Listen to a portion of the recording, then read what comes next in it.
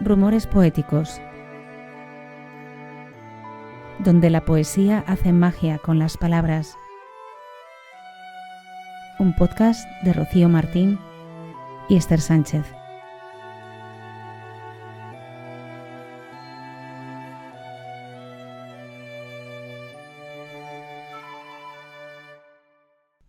Empezamos hoy la segunda temporada de Rumores Poéticos, precisamente y no por casualidad el Día de las Escritoras. Así que hoy sí o sí toca hablar de una mujer que era escritora y mucho más. Una de las mujeres más polifacéticas e influyentes de la Edad Media, que nos dejó además un legado de incalculable valor. Escritora, compositora, botánica, teóloga, mística, líder monacal, consejera, maestra cervecera, poeta y polímata, santa y doctora de la Iglesia, describió por primera vez el orgasmo femenino, introdujo el lúpulo en la cerveza y fue autorizada por el Papa en pleno siglo XII a hablar en público y a escribir sus visiones.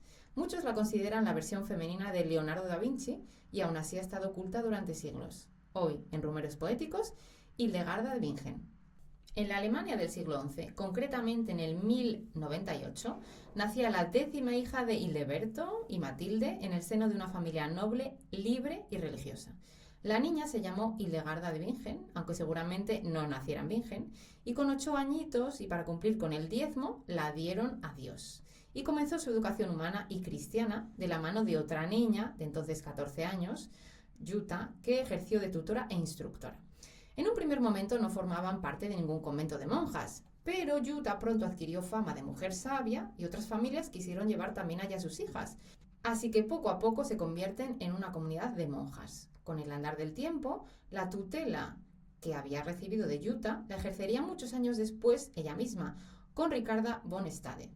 Esta ingresó en la congregación y allí estuvo hasta que la familia de Ricarda, por ambiciones políticas, decidió que ésta se trasladara a otro monasterio para ejercer de abadesa. Pero estamos aún en el momento en el que Hildegarda toma los hábitos con 15 años. Jutta pasa de ser la directora y maestra de la comunidad a ser madre abadesa. Y en aquel contexto recibe Hildegarda su formación. De la mano de Jutta aprende lengua latina, sagradas escrituras y canto gregoriano. Pero su principal fuente de conocimiento no será esta formación inicial, sino sus visiones místicas. La sabiduría enseña a la luz del amor y me ordena que cuente cómo se me presentó este don mío para la sabiduría. Cuando estaba en el vientre de mi madre, Dios, con un hálito de vida, imprimió en mi alma esta visión. Ya en la madurez confiesa a sus lectores que desde que alcanza su memoria tuvo ciertas dotes y visiones. Siempre he percibido esta visión en mi alma desde la niñez, cuando aún no se habían fortalecido mis huesos y nervios hasta el momento presente, cuando tengo más de 70 años. Desde el 3er año de vida he visto una luz tan intensa que me causa temblor en el alma. Pero aprendió muy pronto a ocultar semejante regalo. En plena Edad Media, a ver quién es la guapa que se atreve a decir que tiene visiones místicas. No la reveló, de hecho, hasta que se murió Jutta, que era la que hacía el papel de madre y mentora. Esta mujer era muy piadosa y tras muchos ayunos y penitencias corporales bastante fuertes, murió. Así que Hildegarda, que rondaba los 40 años, fue elegida madre abadesa. Y digo que fue elegida porque quiso que se votara su elección. Era una mujer de principios. Y todo ello en contra de la voluntad de los monjes que gestionaban el monasterio. Finalmente lograría soslayar la supeditación a un monasterio masculino. Pues bien, siendo magistra electa, el espíritu le dejó claro que tenía que mover ficha con eso de sus visiones. La sabiduría misma me habló. Escucha estas palabras, humana criatura, y divúlgalas no a tu modo, sino como yo te las he enseñado. Habla de ti de esta forma.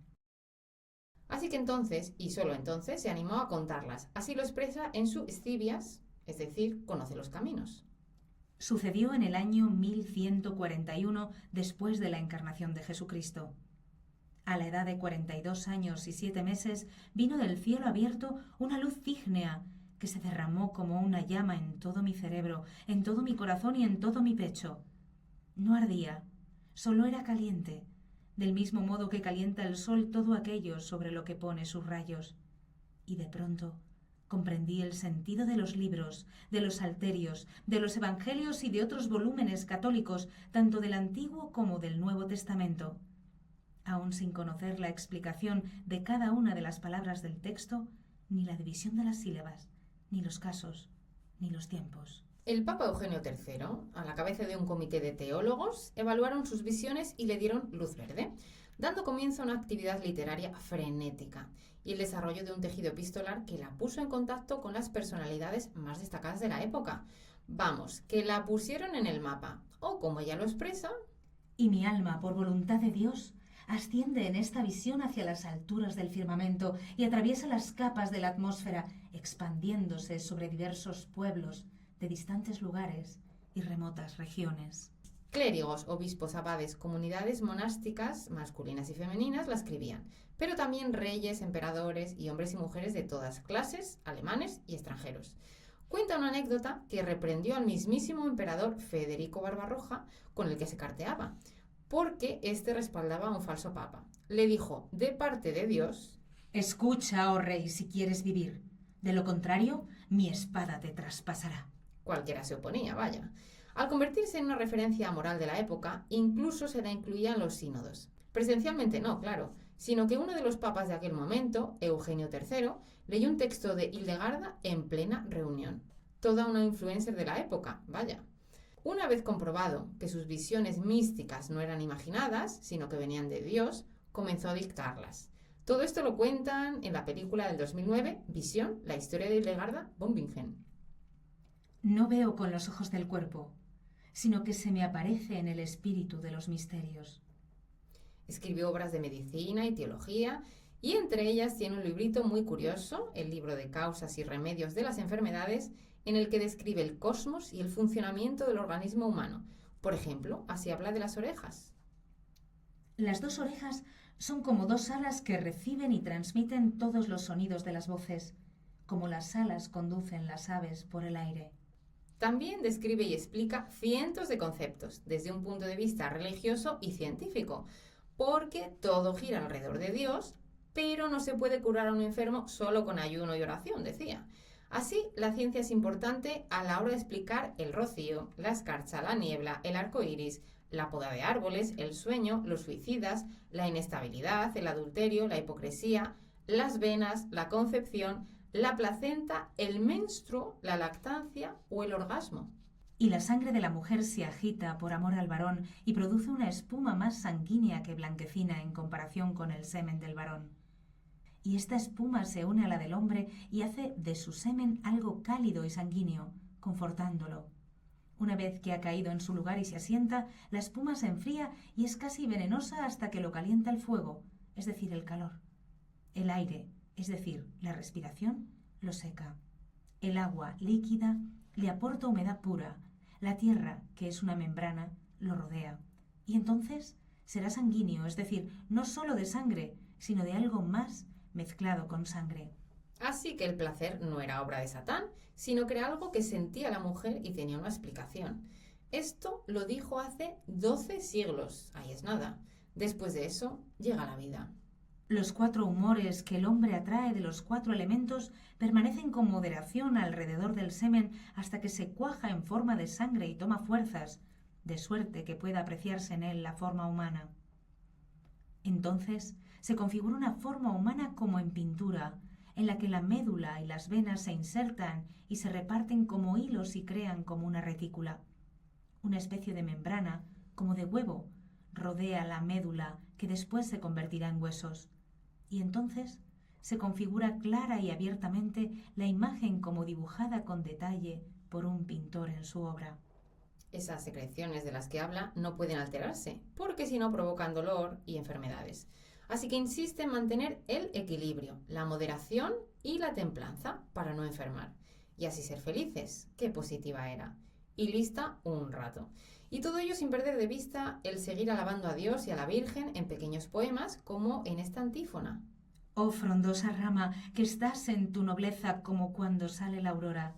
Regocíjate y alégrate y dígnate a liberarnos a nosotras frágiles de la mala costumbre y tiende tu mano para levantarnos. Se dice que no dominaba a fondo la lengua latina, Ni falta que le hacía. Fue creadora de un lenguaje propio, la lengua ignota, que según sus estudiosos parece un intento de renombrar el mundo, nada menos. Visto con los ojos de hoy en día, igual la cosa no es que no dominara el latín, sino que transmitía conceptos que desconocía ella y todo el mundo de aquella época, porque aún no existían. Conceptos que no existieron hasta 700 años después, como virus, microorganismo, radiación solar, magma o glándulas suprarrenales. Habló incluso de los movimientos planetarios. La cosa es que la traducción no era fácil. Y si no, les proponemos un juego. Ustedes juzguen. Esta es la descripción de una de sus visiones. Vi que el fuego superior del firmamento agitado de vez en cuando lanzaba a la tierra unas escamas como brasas que producían estigmas y úlceras en los hombres, animales y frutos de la tierra. También vi que del fuego negro descendía a veces una niebla a la tierra que secaba el verdor de la tierra y la humedad de los campos. Y también vi que del aire fuerte, claro y blanco, se extendía por la tierra una cierta niebla que provocaba una gran peste entre los hombres y animales. También vi que un humor del aire ligero que bullía sobre la tierra producía el verdor de la tierra y la germinación de todos los frutos. Bueno, dicho así, no parece muy comprensible. Normal que tuviera que puntualizar y corregir a quienes ilustraban sus visiones. Ahora viene lo bueno. Si hiciéramos una pequeña audiodescripción del dibujo que ilustra la visión, sería algo así. Una monja toma nota de una visión. Junto a ella, una especie de tira de luz la arrastra hasta el dibujo mismo de la visión. La visión se integra en un gran círculo como de cielo y viento. En el centro del círculo, otro círculo más pequeño es de tierra y se divide en 4. Cada uno de los cuartos es de un color tierra ligeramente diferente y sobre cada uno de ellos están seres humanos en diferentes momentos de lo que parece ser un calendario de labranza. Vale, ahora un poco más claro todavía. Ha dibujado las 4 estaciones al unísono y en un único círculo de tierra. Desde nuestra interpretación actual la cosa está clara. La Tierra redonda y las 4 estaciones se dan a la vez en distintos puntos de la Tierra. Para nosotros todo es muy claro. Y ahora, explique usted esto a sus iguales en el siglo XII. Visionaria era un rato, eso está claro, pero normal que tardara una década en dictar su primer libro. Sobre todo teniendo en cuenta que lo iban a mirar con lupa, porque este es el libro por el que el Papa y su comité de teólogos iban a juzgar si sus visiones venían o no del Espíritu. No sobra recordar el contexto, una mujer en plena Edad Media. Pero Hildegarda cuenta con la inmensa suerte de quienes no tienen fe, sino que saben, así que sabe cómo no tener miedo. Yo, por mi parte, experimento el constante temblor del miedo, pero tiendo la mano hacia Dios para que Él me sostenga como a una hoja llevada por el viento. Ese primer libro de visiones fue el Escivias, abreviatura del título que fue traducido como Conoce los caminos.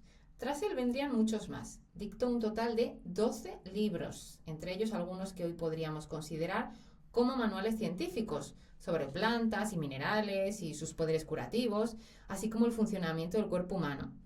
A pesar de creer en un origen divino, no pensaba que la creación fuese resultado de una intervención sobrenatural, sino de la presencia de los 4 elementos primordiales que dividió en 2 clases, las superiores o celestiales, fuego y aire, y las inferiores o terrenales, agua y barro. Según Hildegarda, ambas clases estaban relacionadas como lo estaban el macrocosmos y el microcosmos. Por ello, intentó armonizar la física con la anatomía y la fisiología. Y si creen que sus escritos están pasados de moda, ahí va la anécdota. Después de la Segunda Guerra Mundial, ante la carestía de medicinas, se recuperan en Alemania sus conocimientos medicinales, curativos, y se rescata su figura tras 8 siglos silenciada. Pero volvamos a este primer libro. En él resume la historia de la cristiandad desde la inspiración divina y femenina a través de sus visiones, finalmente aprobadas por el Papa. Escuchen. Ni un hombre, concebido en el pecado, ni un ángel, sin el vestido de la carne, podían liberar del poder diabólico al hombre, que en la culpa yacía atormentado bajo el peso de su cuerpo. Solo aquel que vino sin pecado, en un cuerpo puro y libre de culpa, rescató al hombre con su pasión. Por eso, he aquí que reúno a los hombres, aunque nacen en el pecado, para llevarlos al reino eterno cuando fielmente lo buscan.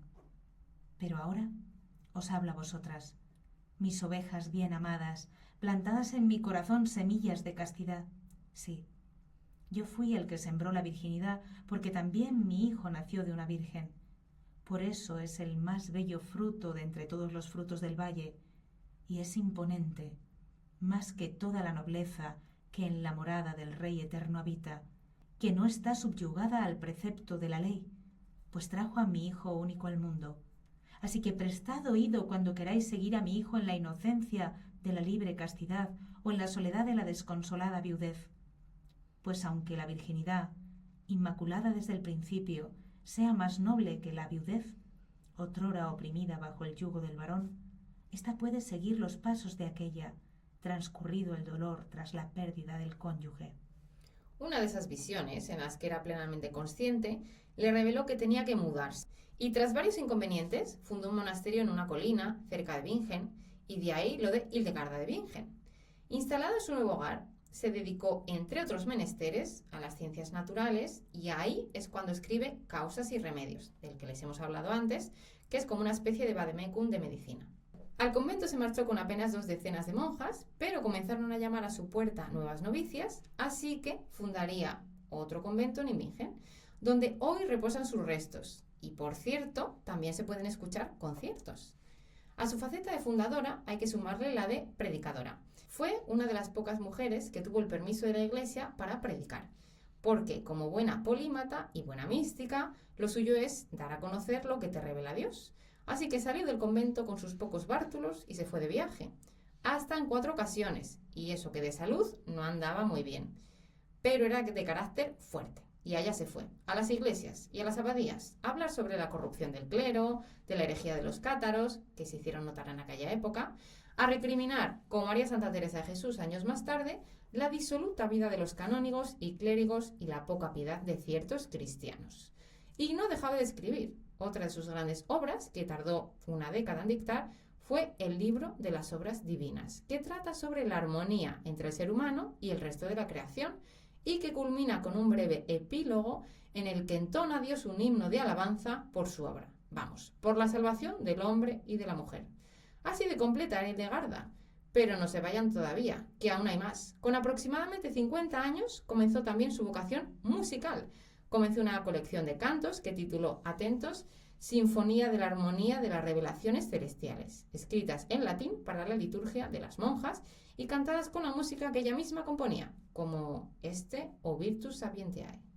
Oh virtud de la sabiduría, que circulando cercaste para abarcarlo todo en un camino, el que tiene la vida. Lleva 3 alas, de las cuales una vuela en lo alto y la otra desde la tierra mana, y la tercera vuela por doquier. Alabada seas, como corresponde, oh sabiduría. Alababa la sabiduría que le dictaba Dios, la sabiduría que dictaba sus secretarios y secretarias, pero ¿cómo sonaban sus composiciones? Pues con las salvedades de la interpretación de los neumas musicales, porque la notación en aquella época era diferente de la nuestra, su música podía sonar más o menos así.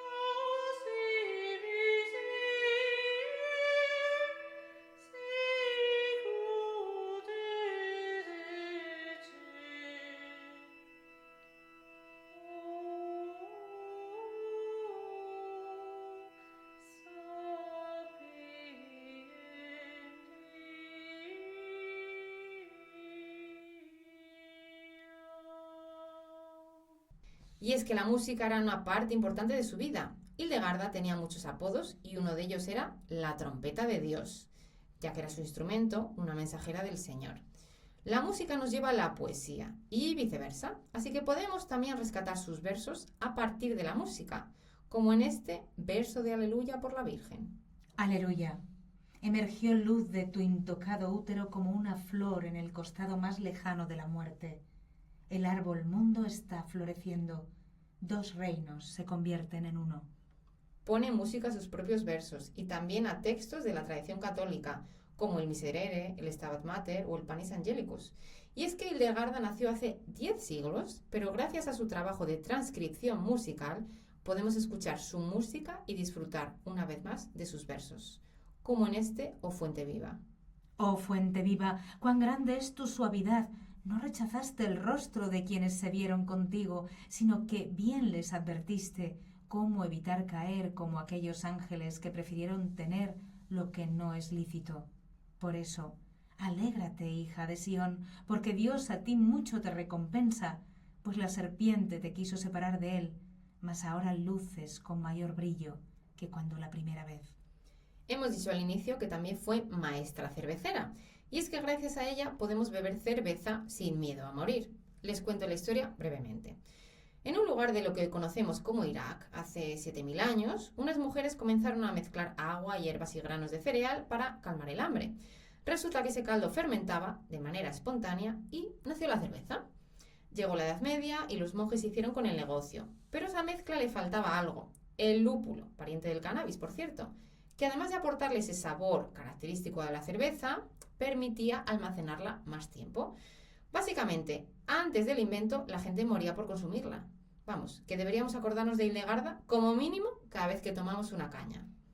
Son muchas las mujeres medievales que demostraron sus capacidades intelectuales, como la sabia mística beguina Matilde de Magdeburgo, que escribió en la línea de Hildegarda sobre la visión cósmica del inicio de los tiempos. La pobre beguina Margarita Porete, que acabó en la hoguera por escribir El espejo de las almas simples, otra de las doctoras de la Iglesia, Santa Catalina de Siena, la conocida como el Ruiseñor de Dios por su voz, Matilde de Hackeborn, Eloísa de Paráclito y su filosofía amorosa epistolar, pero Hildegarda es mucha Hildegarda. Murió con 81 años, eso en la Edad Media es todo un récord, y más teniendo en cuenta que no es que tuviera una salud de hierro. Imagínense vivir en un monasterio en pleno siglo XII en Alemania y siguiendo la regla de San Benito. Murió santamente y fue enterrada en la iglesia de su monasterio de Ruppesberg. Al morir, apareció en el cielo una gran cruz luminosa que fue interpretada por sus contemporáneos como una señal de que al fin Hildegarda se había encontrado con su luz que tantas cosas le había mostrado a lo largo de su vida. Hasta ahí todo bien. Pero es que esta mujer no paraba ni después de muerta, les cuento. Hildegarda fue muy venerada ya en vida y también después de su muerte. Era tal la afluencia de peregrinos a su tumba pidiéndole milagros y tantos los prodigios que se realizaban por su intercesión, que el obispo de Maguncia, poco después de su muerte, se presentó en su tumba y le prohibió, invocando la santa obediencia, hacer más milagros. Ella obedeció. Tuvieron que pasar casi 800 años para que otro obispo revocase aquella prohibición de su antecesor en el episcopado. En efecto, en 1857, el obispo de Limburg revocó la prohibición e hizo un reconocimiento oficial de sus restos y el pueblo la escogió como patrona. Junto con Santa Teresa de Jesús, a la que le hemos dedicado otro podcast, Hildegarda es una de las pocas doctoras de la Iglesia. Y lo fue casi 1000 años después de su nacimiento, porque la nombró Benedicto XVI. Mujer científica, abadesa, visionaria, fundadora, música, compositora y taumaturga. Ejerció una inusitada autoridad y gozó de gran libertad. Supo cuándo y cómo revelar sus visiones. Vivió experiencias místicas, pero no se quedó ahí, sino que las compartió con el mundo entero, mezclando la religión y la ciencia en pleno siglo XII. Y llevó a la práctica esos conocimientos. Puso música a su vida y a la vida de tantos y tantas. Habló sin tapujos del placer de una mujer, mejoró la vida de los y las amantes de la cerveza y escribió su capítulo en la historia. No solo en la historia medieval, ni en la historia de las mujeres, sino en la historia, con mayúsculas. Gracias por escucharnos y hasta el próximo capítulo. Rumores poéticos. donde la poesía hace magia con las palabras. Un podcast de Rocío Martín y Esther Sánchez. Diseño gráfico, Alexia Rodríguez. Música original de Claudia Martínez Lozano.